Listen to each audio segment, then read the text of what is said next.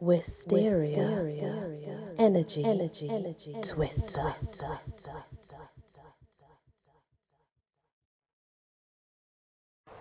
Hello everyone, welcome back to my channel as we continue the encyclopedia of fairies. And remember, fairies means otherworldly beings. Anyway, please excuse the fan in the background. It's very, very hot, so I need it on, not just for me, but for my dogs, so they need it too. So we're now on leprechauns. Leprechauns are described in various ways across folklore. In the oldest material, they look much like humans, except they are said to only be about 12 to 18 inches tall. In later folklore, they are described with a similar height and as looking like older men with grey or white hair and beards. The name leprechaun appears under various versions and spellings as far back as 1600 in English, the 8th century in Irish. The etymology of the name is uncertain, but the leading theory is that it comes from the Old Irish Lushorpan, meaning very small body. This idea is based on the word breaking down to lu, meaning something small, and corp, a body, a loan word from Latin, and an, a diminutive ending indicating again something small. In the electronic dictionary of the Irish language, Luchorpan is defined as a dwarf or water spirits even. There's also a very popular folk etymology that says the word comes from Leith Brogan or Rogan, depends how you pronounce it, meaning one shoemaker. However, this probably doesn't go back further than the 19th or 18th century, so it's a more recent thing.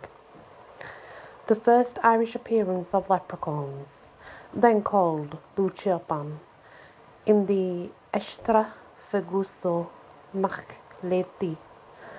In this story, we see the protagonist interacting with the leprechauns, or more specifically, they interact with him by kidnapping him while he sleeps. The story, along with the related aided Feguso Machledi, establishes leprechauns as small people and also makes it clear that there are both men and women among them. This story also establishes a connection between the leprechauns and water, as they both try to drag Fergus into the sea while he's sleeping, and then, after he wakes up and captures several of them, agree to give him the power to travel underwater without drowning. In the Earded Ferguso Machledi, we see Fergus meeting the king of the Ulster leprechauns, Lubadan, and the queen, Bibbo, after they journey to Hemhin, Matcha, and are captured. Although the leprechauns cause Fergus great trouble trying to force him to free their king, stealing all the milk of the province, burning the mills, blighting the corn, Fergus and Bibbo would become lovers, and Lubadan would later give Fergus a poem that advised him on which trees to burn and which not to burn, as well as the association of some of the trees. The aspect of uncertainty with leprechauns is whether they are their own type of fairy or are a general type that can include variations. In the older folklore and mythology, it is plain that the leprechauns are their own group of people, distinct in both appearance and powers from the Daoinsea. In later folklore, the word was often used as a generic term indicating all small fairies, and conflated with the other fairies who had by then been diminished. Some writers, like W.B. Yeats, felt that the leprechaun, Clorachan, and the Fiedrig were one single type of fairy manifested in different ways, with the Clorachan being more wild and prone to drunkenness, and the Fiedrig more malicious. Others like Crocker view the differences between similar beings like the leprechaun and the Clorachan as regional variances in naming of the same being. So, let's address leprechauns as an individual being. But it's best to understand that it's not clear-cut subjects, and There's many opinions out there that do vary whether they are their own being or a set of beings that also include the Leprechauns, etc. Descriptions of leprechauns generally agree that they are small, as the name implies. There's a poem by William Allingham. He describes a leprechaun, a span and a quarter in height, or in other words, 12 inches. But that was in 1888. The Extra Ferguson Magliti describes them as about 3 fists high, which one might estimate to be about the same size. The mythology gives us no indication they appear as anything but small people, saying that King Lubadan's bard had fair hair, while the king himself was dark-haired, and that Queen Bibo was beautiful enough that Fergus desired her despite her tiny size. Later folklore, however, tends to describe leprechauns as exclusively male, old grey or white-bearded, sometimes wearing glasses. Allingham says the leprechaun was plainly dressed in drab clothes, wearing an apron with buckles on his shoes. He's sometimes described wearing a red hat as well. In contrast, Lady Wilde prefers to describe them as cheerfully dressed in green. However, this view cannot be traced back before her. Not as far as I've been able to find anyway. It might do, but I've not found it yet. There's a good amount of 19th century folklore that describes leprechauns wearing red, sometimes exclusively. One 20th century Irish source claims leprechauns always wear red hats and live near freshwater springs. This may represent legitimate folk belief, as red is a colour strongly associated with the other world, and red hats or shoes in particular are common items for fairies to be described wearing. There has been some suggestion, however, that the descriptions of leprechauns wearing only red is the result of one folklorist writing in the early 19th century. So, can we suggest that it's more likely the red hat and drab outfit are closer to the truth? In modern folklore, the leprechaun is a shoemaker, always seen working on a single shoe. I've heard people say that the fairy has a malicious side, and that he will try to trick a person into trying on the shoe, after which they will be unable to remove it and compelled to dance until they die. In more child-friendly lore, they say that the leprechaun works to repair fairy shoes damaged during nights of dancing.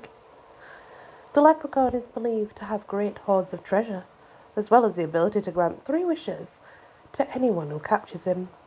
But he is notoriously difficult to trap, and is also very clever.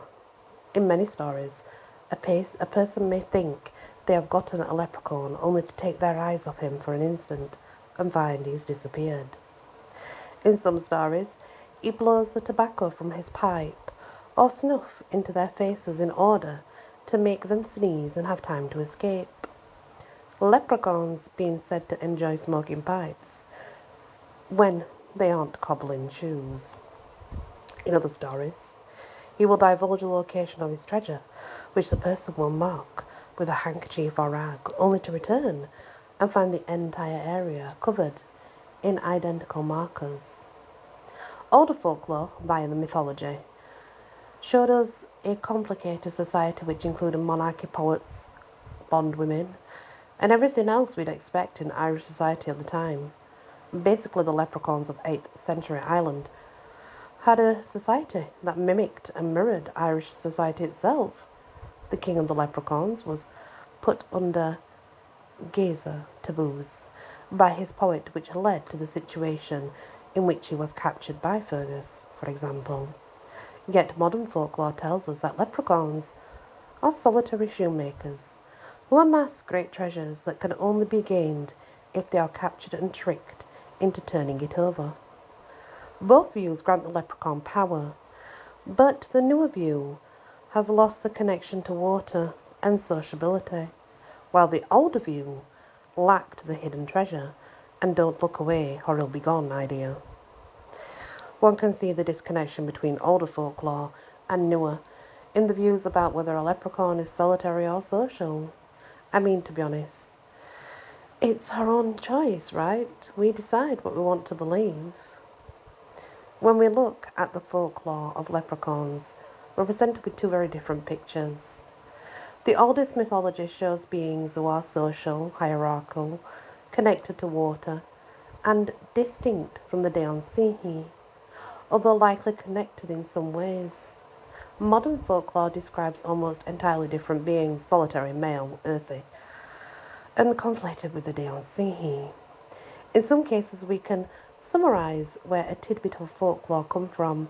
For example, the idea that capturing a leprechaun would give a person 3 wishes is most likely a confusion of Fergus's story, when he captured 3 leprechauns trying to take him into the sea and agreed to spare their lives in exchange for a wish.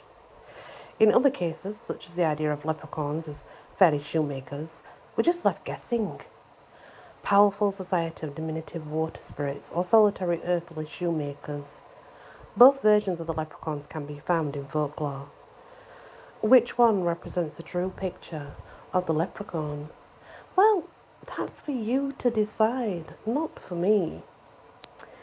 And that is the leprechauns.